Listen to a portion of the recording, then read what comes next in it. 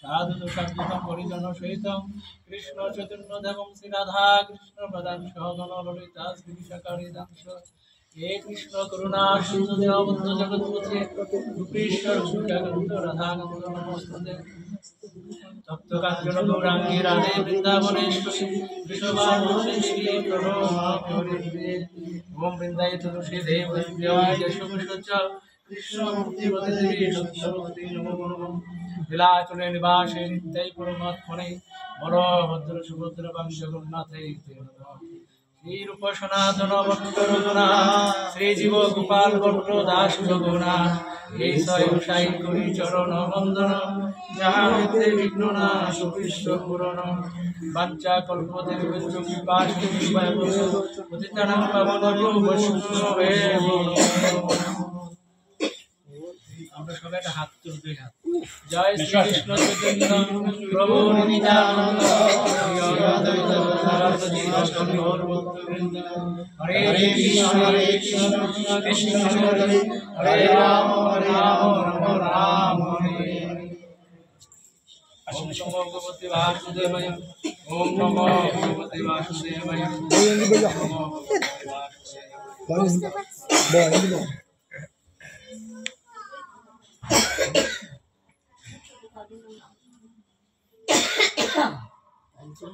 উপস্থিত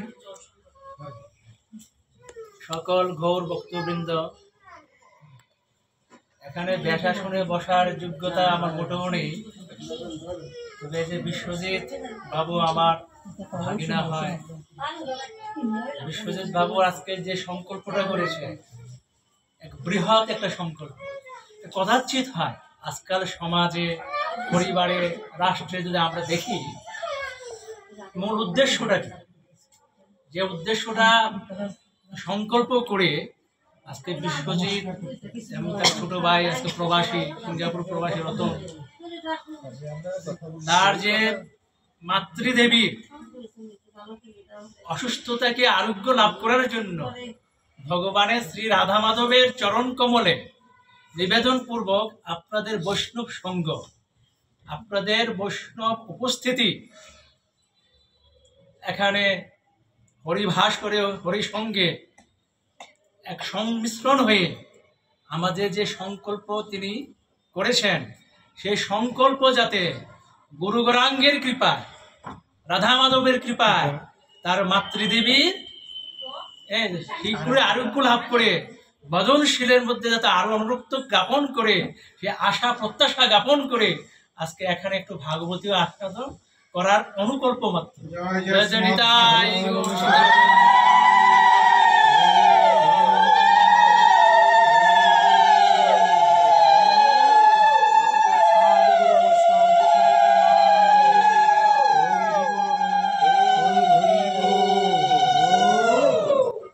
আমাদের এই জীব জগতে আমরা কিছুদিনের জন্য আমরা পদার্পণ করেছি।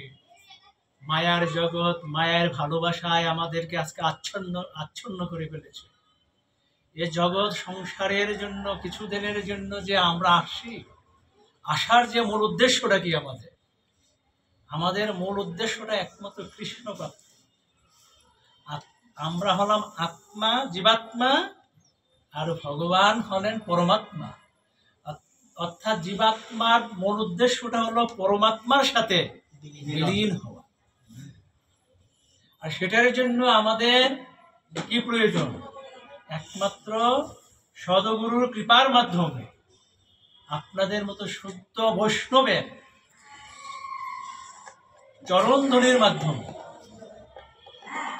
ভগবানের ভাগবতীয় আস্বাদনকে হৃদয়ঙ্গম করে আমাদের প্রতিটি মুহূর্তের মধ্যে আমরা ওই সংকল্পস্থলে, ওই গন্তব্যস্থলে পৌঁছা একমাত্র সম্ভব।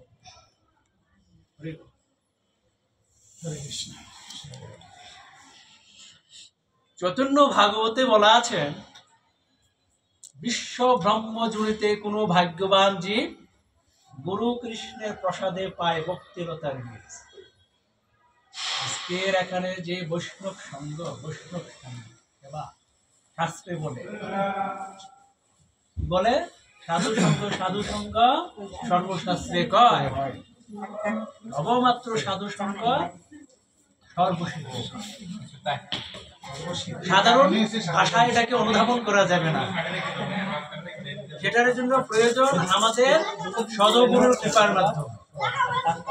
এই বৈষ্ণব সঙ্গ অর্থ দিয়ে বল প্রয়োগ করে, কোনো জোর প্রয়োগ করে আস্বাদন করা যায় না। তার মনের যে অভিলাষ, মনের যে ভালোবাসা, আপনাদের তো সাধুগুরুর প্রতি অনুরক্ত হওয়া একমাত্র সম্ভব। আর সেটা সম্ভব হয়েছে আজকে সে বিশ্বজিৎ আজকে দেখিয়ে দিল তার মায়ের প্রতি। শাস্ত্রে বলছে মাতৃসম গুরু নাস্তি, এই পৃথিবীতে মায়ের সমান কোনো গুরু নেই। আমরা দীক্ষা গুরুর কাছে কৃপা হই, হরি বল, একটু মনোযোগ দিয়ে আমরা শুনবো। আমরা গুরু ধরি, আমরা গুরুকরণ করি, গুরুকরণ হই। শাস্ত্রে বলে গুরুর কৃপা না হলে ভগবানকে পাওয়া যাবে না, শাস্ত্রে বলে। তাহলে আমাদের প্রধান গুরুটা কি? আমাদের আদ্য গুরু হলো মাতা পিতা, তাই না? অনেকে বলি যে মাতা পিতার আদেশ করলে, মাতা পিতা যদি অনুমতি প্রদান করে, তাহলে আমরা গুরুর চরণে আশ্রয় গ্রহণ করতে পারি, তাই না? কিন্তু এই যে বলার পরই তো শেষ হয়ে গেল, আসলে না। কারণ মাতা পিতার মতন আদ্য গুরু তারা পৃথিবীতে যখন আমরা এই জগৎ সংসারে যখন আসি, কার মাধ্যমে আসি? মা অনেক কষ্ট করে, তার গর্ভে ধারণ করে 10 মাস 10 দিন গর্ভে ধারণ করে কত কষ্ট অর্জিত বাবা পরিশ্রম করে আমাদের ছেলে মেয়েকে, আমাদের সন্তানকে কত লালন পালন করছেন। আপনারা বাবা মা হয়েছেন তো সবাই বুঝতে পারবেন। তো তারার যে ত্যাগ, তাদের যে মহৎ যে পরিসর, তাদের যে আকাঙ্ক্ষা হৃদয়কে পঞ্জীবিত করে তারা পৃথিবীতে আলোকিত করার জন্য তারা সুসন্তান তারা জন্ম দিচ্ছেন। এখানে আসার পরে আমরা যদি ভুলে যাই তাহলে হবে না। রামকৃষ্ণ পরমহংসদেব বলেছিলেন, জননী জননী জননী জন্মভূমি, এবং মাতা পিতাকে ফাঁকি দিয়ে যে ধর্ম করবে সেই ধর্ম ছাই হয়ে যাবে, সেই ধর্ম ছাই হয়ে যাবে।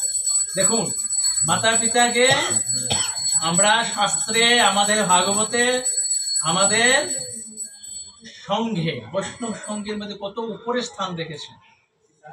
অনেকে বলে যে মাতা পিতা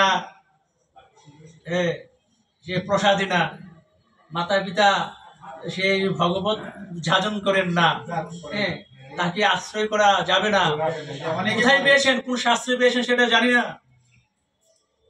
আমি তো আপনাদের চরণ কমলের কৃপায়, আমার গুরু গৌরাঙ্গে, আমার গুরু মহারাজ শ্রীধাম বৃন্দাবন রাধাকুণ্ডে শ্রীমৎ বজহরিদাস বাবাজি মহারাজ, ওনার আতুল চরণে আমি নিবেদন করে এখানে বেশা শুনে বসছি। শাস্ত্রে বলছে গুরু কৃষ্ণ বৈষ্ণব, গুরু কৃষ্ণ বৈষ্ণব, যদি কোনো গৃহে বৈষ্ণব পদার্পণ করেন, বৈষ্ণব আসেন, ভগবান নির্দেশ প্রদান করেছেন আমার বৈষ্ণবকে মর্যাদা আগে দাও। বৈষ্ণব যদি তুষ্ট হয় তাহলে আমি ভগবান খুশি হব। অনেক আমি স্বল্প পরিসরে একটা আলোচনা, এখানে ভাগবতে আলোচনা আমি শ্রবণ করার জন্য এখানে আসছি। যে বিশ্বজিৎ বাবা এমন ভাবে ধরলো যে মামা কিছু আমাদের একটা হরি কথায় কৃষ্ণ কথায় একটা আস্বাদন করান। আসলে আমি সেই ধরনের প্রস্তুতি নিয়েও আসিনি। এখানে যিনি আসবেন আমাদের কুলগুরু, গুরুদেবের পরম্পরা যিনি আসছেন, আমাদের ভজন বাবু, ভজন মামা, উনি আসতেছেন, রাস্তায় আছেন হয়তো। একটা আশা করেছিলাম ওনার শ্রীমুখ থেকে আমরা একটু ভাগবত কথা আস্বাদন করব, শ্রবণ করব। আসলে সেটা তো সৌভাগ্য হয়নি। আর এখানে বসাতে দুর্ভাগ্য হয়ে গেল। প্রশ্ন আসতে পারে কিভাবে ভাগবত আস্বাদন করছেন, এখানে ব্যাসাসনে বসছেন না। কারণ আমাদের, আপনারা সবাই জানেন, নিশ্চয়ই জানেন, নববিদ্যা ভক্তি আমাদের, তাই না? আমাদের সনাতন ধর্মের নববিদ্যার ভক্তির কথা বলা আছে। তো নববিদ্যার ভক্তির মধ্যে প্রথম কিন্তু বলা হয় শ্রবণ, তাই না? শ্রবণ, যিনি পরীক্ষিত মহারাজ অমল পুরাণ ভাগবতের যে রসে রসামৃত, অধরামৃত যিনি ভগবানের আস্বাদন করে দিয়েছেন, সেই কৃষ্ণ দোপেয়ন ব্যাসব্যাস, তার সুযোগ্য পুত্র সুখদেব গোস্বামী পাদ, ওনার মাধ্যমে ওনার শ্রীমুখ থেকে সেই পরীক্ষিত মহারাজ 7 দিন 7 রাত তিনি ভাগবত আস্বাদন করেন। তিনি শেষের সময়টা তিনি ভাগবত সেবায় তিনি ঢালিয়ে দিয়েছিলেন। পরীক্ষিত মহারাজ 7 দিন দেশে থাকলেন, তিনি আয়ু পেয়ে 7 দিন। তা আমাদের জীবনটা কি 7 দিন নয়? শুক্রবার থেকে শনিবার, শুক্রবার থেকে শুক্রবারের ভিতরেই তো আমাদের প্রাণবায়ুটা চলে যাবে। আমাদের যে কোনো দিন যে কোনো সময় আমাদের সেই প্রাণ পাখিটা চলে যাওয়ার জন্য প্রস্তুত আছে। আমি কি জানি সেটা? আপনারা জানেন কখন হবে, কার হবে? কাজী পৃথিবীর প্রতিটি জীব তাকে মৃত্যুর স্বাদ গ্রহণ করিতে হইবে। জন্মিলে মরিতে হবে, অমরকে কোথা রবে। আমি যখন জন্মগ্রহণ করতে শিখেছি, আমাকে মৃত্যুর স্বাদ গ্রহণ করতেই হবে। তাহলে আমাকে কি করতে হবে? আমাকে সেই ধরনের প্রস্তুতি নিতে হবে, প্রিপারেশন নিতে হবে। যে জামাই বাবা একজন শিক্ষক মহাশয় তারা বলতে পারবেন যে আমার ভাগিনা শিক্ষক। একজন একটা স্টুডেন্ট যখন এক্সাম দিবেন, পরীক্ষার আগের দিন তাকে প্রস্তুতি নিতে হবে না? কি বলেন মা? নির্দিষ্ট দিন আছে, তাকে প্রস্তুতি নিতে হবে, কিন্তু মৃত্যুটার কোনো দিন নেই। তাহলে তাকে পরীক্ষাকে ভালো করতে হলে, রেজাল্টকে ভালো করতে হলে তাকে প্রচুর পড়াশোনা করতে হবে, তাকে ভালো প্রিপারেশন নিতে হবে। তাহলে তাকে অভিষ্ট লোককে ভালো একটা রেজাল্ট সে পাবে। তাহলে আমাদের ভগবত জীবনটা, আমাদের এই জড়জগৎটা থেকে যখন আমরা ছিন্ন হয়ে যখন আমরা পারমার্থিক জগতে আমরা যখন বৈকুণ্ঠ ধামে আশায় যখন করব, তাহলে আমাদেরকেও সেইভাবে পরীক্ষিত মহারাজের মতন আমাদের সেই ভাগবত আস্বাদন আমরা প্রতিনিয়ত আমরা এতে সাধুগুরু বৈষ্ণবের শ্রীমুখ থেকে, তাদের কাছ থেকে আমাদের সেটা নিতে হবে। আজকে যে উদ্দেশ্যে আজকে বিশ্বজিৎ, আজকে ওনার যে মা কিছুদিন আগে অসুস্থ ছিলেন, এখনো আছেন, তবে আমি ওনাকে দর্শন পেয়ে আমার একটু ভালো লাগলো। এই জন্য আগের চেয়ে অনেক একটু প্রশ্ন আমি একটু ভালো দেখছি। দেখুন আমাকে বলছে মামা আমাদের বাসায় তেমন না, একটা বৈষ্ণব সঙ্গ, একটা ভক্ত সেবার একটা অভিলাষ আমার মা একটু ইয়ার জন্য, বিশেষ করে সংকল্পটা আমি শুনছি বিশ্বজিতের আমাদের বৌমা টিচার। আমি ওনার যে ভক্তি দেখে আমি প্রথম যখন আমার ভাগিনার বাসায় রাজগঞ্জে আমি একটা ভক্ত সঙ্গে অংশগ্রহণ করেছিলাম, ওর ভক্তি দেখে আমি তখন ভাষায় বলেছিলাম, একটা গৃহের মধ্যে যদি কোনো কৃষ্ণ ভক্ত সন্তান বা কৃষ্ণ ভক্ত যদি কোনো মা থাকে, প্রহ্লাদ মহারাজকে যখন বলছিলেন নৃসিংহদেব, ভগবান নৃসিংহদেব বলছিলেন, হে প্রহ্লাদ তুমি আমাকে তুষ্ট করেছ।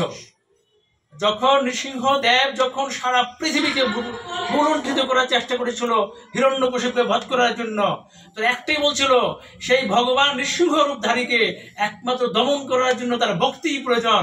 সেই শুদ্ধ ভক্তটা হলো তার কে? প্রহ্লাদ মহারাজ। সে প্রহ্লাদ মহারাজ তখন ভগবানের চরণে আশ্রয় গ্রহণ করে বলছিলেন, প্রভু তুমি থামো, প্রভু তুমি থামো, তুমি থামো, জগৎ শেষ হয়ে যাচ্ছে। তখন সাথে সাথে প্রহ্লাদ মহারাজের কথায় ভগবান তথাস্তু। ভগবান বলছিলেন, নৃসিংহদেব বলছিলেন প্রহ্লাদ মহারাজকে, হে বাবা তুমি আমার ভক্ত বাৎসল্য, তুমি প্রেম দিয়ে, তুমি ভালোবাসা দিয়ে তুমি আমার ভক্ত, তুমি আমার ভগবত প্রেমকে উদ্বুদ্ধ করে তুমি নিজেকে আজকে সমর্পিত করেছ। তোমাকে বর চেতে হবে, তোমাকে আমার কাছ থেকে চেতে হবে, নতুবা আমি থামবো না, আমি প্রলয়ঙ্কারী নাশ, আমি মুহূর্তের মধ্যে আমি ধ্বংস করে দেবো অসুরকে সব থেকে। তখন সাথে সাথে আত্মসমর্পণ করে প্রহ্লাদ মহারাজ বলছিল, প্রভু আমি তো কিছু চাই না প্রভু, আমি শুধু তোমার চরণ যুগল ছাড়া, তোমার রূপ দর্শন ছাড়া, তোমার স্বরূপ মহাত্ম ছাড়া তো আমার কোনো পথ নেই, আমার গতি নেই। তুমি কৃপা করে তুমি তোমার সে আসল স্বরূপকে প্রকট করে তুমি ভক্ত বাৎসল্য প্রেমকে জয়ী করার জন্য আবির্ভূত হয়েছ। গীতায় বলছেন, ভগবান গীতায় তো নিজেই বলে গেছেন, যদা যদা হি ধর্মস্য গ্লানি নির্ভবতি ভারত অদ্ভুত্থান ধর্মস্য তদাত্মানা। যখন যখনই ধর্মে গ্লানি হয়, অধর্মের প্রাদুর্ভাব বেড়ে যায়, তখনই আমি নিজেকে কি করি? অবতীর্ণ হই। পরিত্রাণায় সাধুনাং বিনাশায় চ দুষ্কৃতাং ধর্ম সংস্থাপনাত্থানের সম্ভব আমি যুগে যুগে। যখন সাধুদের, আপনাদের মতো সাধুদের রক্ষা করার জন্য, দুষ্টদের দমন করার জন্য তিনি কি করেন? তিনি যুগে যুগে তিনি আবির্ভূত হন। দেখুন ভগবান কত কৃপালু। তেমনি প্রহ্লাদ মহারাজ যখন বলছেন প্রভু তুমি থামো, তোমার কথা তোমাকে চেতেই হবে। প্রহ্লাদ মহারাজ বলছে প্রভু যদি যা, ভক্ত কিন্তু নিজের জন্য চান না। বৈষ্ণব, আপনাদের মতো যারা শুদ্ধ ভক্ত বৈষ্ণব, তখন নিজের জন্য চান না। কবিতার ভাষায় যারা মাস্টার মহাশয় তারা বলতে পারবে, আমি তো ভুলে গেছি, হ্যাঁ, নদী কবু পান নাহি করে নিজ জল, গাবি নাহি পান করে নিজ জল, ভুলে গেছে সেটা। এর অর্থ কি এটা জানতে হবে, তাৎপর্য আছে অনেক কিছু ব্যাখ্যা।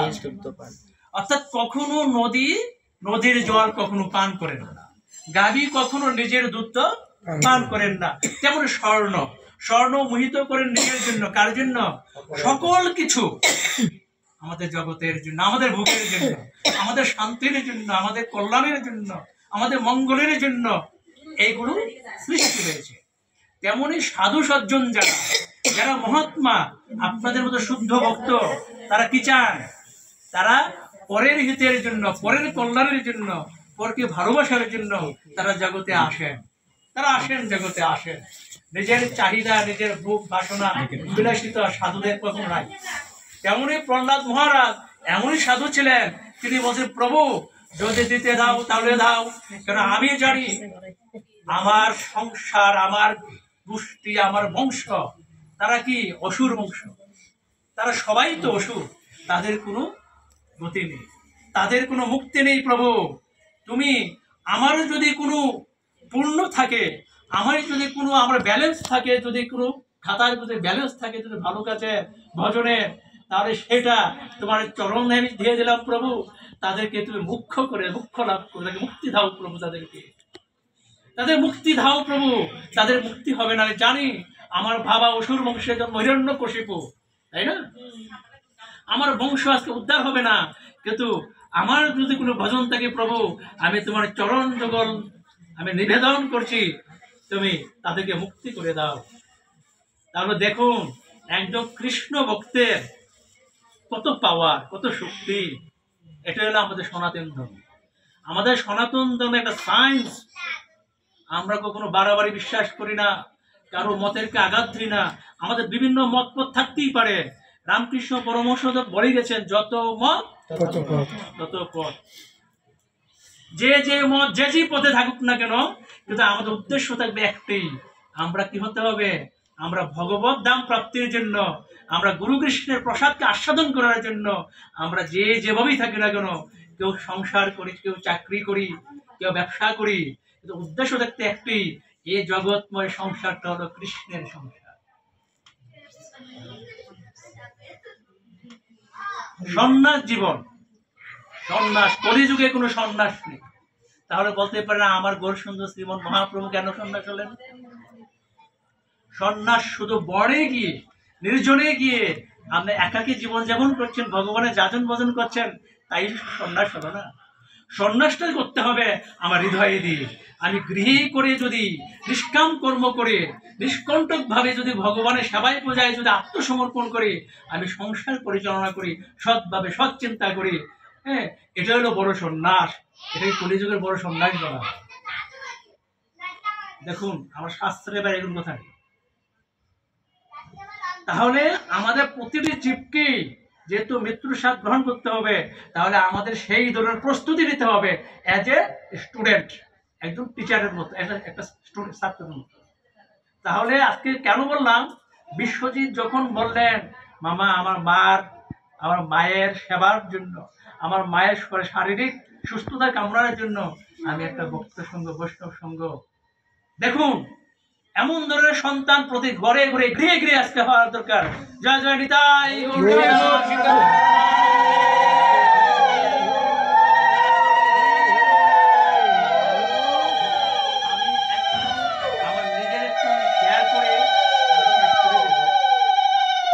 একটু পলাশ একটু আলোচনা করবে। আমরা তো প্রতিদিন তো বাসায় আনন্দ করি, বিনোদন করি, কত কিছু করি, একটা মুহূর্তের জন্য আমরা একটু করি না আজকে? এটা খারাপ লাগছে সবার? যদি কোনো ভুল ত্রুটি হয় আপনারা ক্ষমা সুন্দর, আপনাদের চরণ যুগল আমি মস্তকে নিলাম। আমার বাবাজি রাধাকুণ্ডের বৃন্দাবনবাসীদের বলছেন, বাবা তুমি তুমি জ্ঞান অর্জন করো। আমি একটা কবিতা লিখেছিলাম ছোটবেলায়, ভুলে গেছি। বিশ্বজোড়া পাঠশালা মোর সবার আমি ছাত্র, নানান পড়া নানান জিনিস শিখেছি দিবারাত্র। I am a student, I am not a teacher. আমি একজন স্টুডেন্টের মতো হয়ে যেতে চাই। আমার শিক্ষা নেই, আমার জ্ঞান নেই, আমার ভজন নেই, আমার শক্তি নেই। আমি যখন অষ্টম শ্রেণীতে পড়ি, যখন মনে আছে ক্লাস এটির পরে বিশ্বজিতের কথাটা মনে পড়লো আমার হৃদয়ে, তখন আমার তখন কেউ নেই। আমি আমার একটা বোন ছিলাম, আমার বাবা মা। আমার বাবা শারীরিকভাবে অসুস্থ হয়ে যায়। বাবার একটা অ্যাজমা ছিল, মানে শ্বাসকষ্ট, মানে প্রচুর ধূমপান করতেন, তো একটু লাস্টে একটু ইয়ে ছিল। তো বাবা অসুস্থ হয়ে যায়, তখন কিভাবে করবে, সংসারে হাল ধরতে তো হবে। আমি এটি পড়ি, তো আমি কি সংসার চালাবো? আপনি চায়ের দোকানে তো রাখবে না, তাই না? তা আমি সংকল্প করেছিল, বাবা আপনি ঘরে বসে একটু হরি গুরুদেব স্মরণ করেন, আমি দেখি কি করা যায়। তখন আমি 3-4 ছাত্র পড়াইতাম, স্টুডেন্ট পড়াইতাম। পড়ে এভাবে কেউ 50 টাকা, তখন তো টিউশনের দাম ছিল না, এবং করে মোটামুটি 1000-1200 টাকায় মাসে ইনকাম করতাম, এবং করে সংসার চালাতাম। হ্যাঁ, আমি নিজে পড়াশোনা করছি, এতে সংসারে চলতো কোনো রকমে। হ্যাঁ, এভাবে করে SSC, inter, degree, master, Jagannath থেকে মাস্টার্স করলাম, কমপ্লিট করতে পারে বিসিএস এর জন্য। যাই হোক, এরপরে এভাবে করে, হ্যাঁ, বলা ঠিক নয়, বড় অপরাধ। কোনো সন্তান বলতে পারবে না যে আমি মা বাবা ঋণ শোধ করতে পারছি, সম্ভব না। কোনো সাধুগুরু বৈষ্ণব, কোনো মহাত্মারও সে কথা বলতে পারবেন না, মাতা পিতা ঋণ শোধ করা, তাই না? তো আমি, আমার মা বাবা আমার জন্য আশীর্বাদ করে গেছেন। হ্যাঁ, আমি এখনো আপনাদের কৃপায়, আপনাদের আশীর্বাদ শেয়ার করছি। আমরা গৃহের মধ্যে আমার রাধা মাধবের সাথে, আমার গুরুদেবের সাথে পাশেই আমার মা বাবা শ্রীবিগ্রহ রেখে আমি মা বাবার সেবা পূজা দিচ্ছি। না, ভালো লাগে না আমার কাছে? আমি যখন স্কুলে যেতাম, আমি যখন পড়াশোনা করতাম, কলেজে যেতাম, মারে সকালে দুপুরে রাতে এমন যে হরির নাম করতাম। এখন তো মালার থলি আসছে, তখন মালার থলি ছিলেন না। অনেক আগের কথা, প্রায় 30-35 বছর আগের কথা, যখন আমি মাধ্যমিক পড়াশোনা করি বা কলেজ পড়াশোনা করি, এ করতাম এভাবে। তখন মাকে প্রণাম করতো। মা বলতে, বারবার প্রণাম করতেছিস, বারবার একটু বিরক্ত লাগে না তোর কাছে? আমি বললাম, মা গো, আমি যতবার যখন তোমার চরণে স্পর্শ করি মা, তখন আমার হৃদয়টা শীতল হয়ে যায় মা। কেন জানি না। আমি সংকল্প করেছিলাম মাকে একটু বৃন্দাবন দর্শন নিয়ে যাব, কিন্তু সৌভাগ্য হয়নি। বৃন্দাবন দর্শনের জন্য প্রস্তুতি নিয়েছিলাম। আমি ওনার জন্য একটা ব্যাংক ডিপোজিট করেছিলাম। তখন আমি বেকার টিউশনি করে প্রাইভেট পড়াই। 2010 সালে আমি সরকারি চাকরিতে জয়েন দিই। আনসার বিরবি ব্যাংকের সিনিয়র অফিসার হিসাবে আমি কর্মরত আছি বর্তমানে। যাই হোক, আমার মা বাবা আজকে নেই, তো তাদেরকে শ্রদ্ধার সাথে স্মরণ করছি। তাদের জন্যই তো আজকে এই ব্যাসাসনে বসা, তাদের জন্য তো আজকে অফিসার হওয়া, তাদের জন্য তো আজকে মানুষ কোটি কোটি লক্ষ লক্ষ মানুষ ভালোবাসে। তাহলে কেন বলবো মাতা পিতাকে অবজ্ঞা কেন করবো আমরা? আসুন আমার কাছে, আসুন, নিয়ে আসুন, দেখি। কাজেই আজকে এত ভালো লাগলো, আজকে মার উদ্দেশ্য করে আজকে বৈষ্ণব সঙ্গ, সাধু সঙ্গ। আমার সেটা শুভকামনা রইল। আমি রাধা মাধবের কাছে, আমি গুরু কৃষ্ণ বৈষ্ণবের কাছে প্রার্থনা জানিয়ে আমি একটা কথা বলবো, যে আমরা সবাই এমন হওয়া উচিত। তাহলে আজকে গুর কলিতে আজকে যে অশান্তি চলছে, আজকে জগতে, দেশে, রাষ্ট্রে, দেখুন আজকে যেদিকে যান, আজকে দেখেন আজকে অন্ধকার শুধু নেমে আসছে আমাদের জীবনে। কারণটা কি? একটাই কারণ, আমাদের সেই ভক্তি মাতা পিতার প্রতি, শিক্ষকদের প্রতি, বয়সে যারা বড়। আমাদের শাস্ত্রে বলছে যে পঞ্চগুরুর কথা, 5 জন গুরুদেবের কথা বলা আছে না? শাস্ত্রে বলছে এটা। কে গুরু? আমরা আদ্য গুরু হচ্ছে মাতা পিতা, মাতা গুরু, পিতা গুরু, গুরু জ্যেষ্ঠ ভাই, জ্যেষ্ঠ মানে বড় ভাই না, তার চেয়ে অন্য গুরু। দেখুন, চিন্তা করে দেখুন। তাহলে মাতার পিতার স্থান ইসলাম ধর্মে বলা আছে কি মায়ের পায়ের নিচে সন্তানের বেহেশত। বেহেশত। আমাদের ধর্ম বলছে জননী জননী স্বর্গাদপি, স্বর্গের চেয়েও আমাদের মার স্থান অনেক উপরে। তো সুতরাং আজকে এই অভাবে, কারণ আমি তো একদিন মা হব, আমি মাতৃভক্তির লাগলাম না, আমি বাবার প্রতি রাখলাম না, কিন্তু আমি তো একদিন চলবো, ঠান্ডা লাগে আমার সমস্যা না, হ্যাঁ অসুবিধা নেই।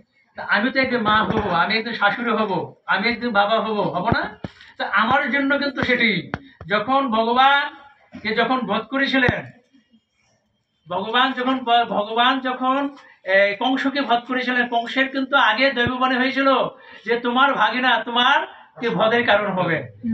অষ্টম গর্ভের মধ্যে যিনি হবেন আসবেন, তোমাকে বধিবে যে গোকুলে জন্মেছে, তোমার জন্য অপেক্ষা করবে সেটা। তা আমি যদি করি তা আমার জন্য সেই পরিবেশটাই সৃষ্টি হবে। এই যে দেখুন আজকে সমাজে দেখুন হচ্ছে না, আজকে যেদিকে যাবেন মারামারি কাটাকাটি, দেখুন সব জায়গায় সব হচ্ছে। একটাই আমাদের ধর্মীয় মূল্যবোধ, আমাদের ধর্মীয় জ্ঞানের অভাব। আমরা মা বাবাকে কষ্ট দিচ্ছি, বড়দেরকে কষ্ট দিচ্ছি, বড়দেরা দেখলে সম্মান করছি না, শিক্ষক গুরুজন তাদেরকে সম্মান করছি না, তাদেরকে ভালোবাসি না, এর জন্য আজকে পরিণতি অবস্থা। আমি একটাই সর্বশেষ একটা কথা বলবো,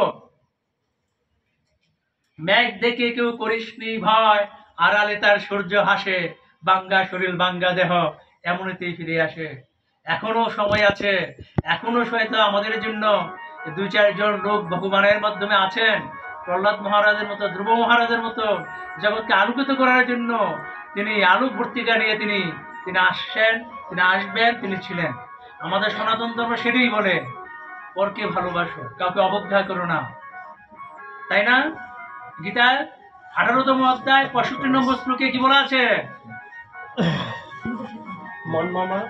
মনমনা ভব মদ্ভক্ত মদজাতি মাং নমস্কার সত্যংতে প্রতিদানে প্রিয়সীমে।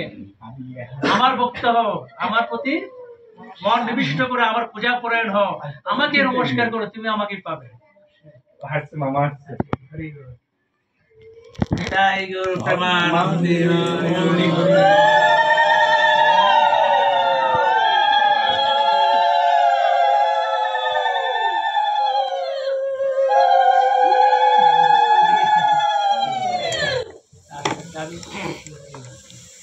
ভালো আছে?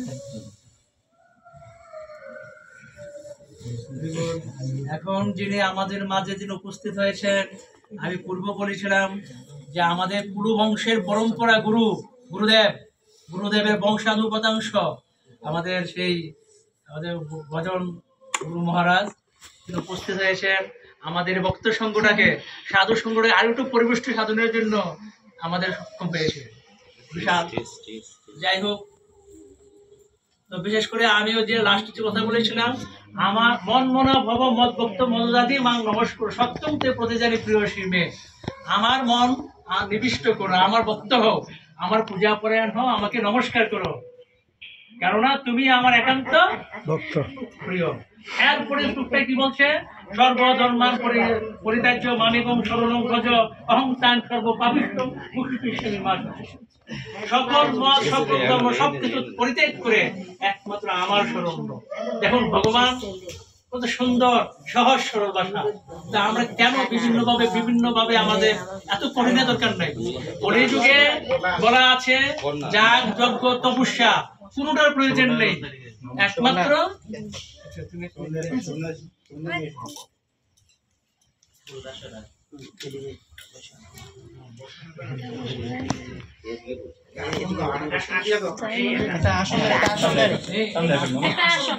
একটা আসন দেন তো।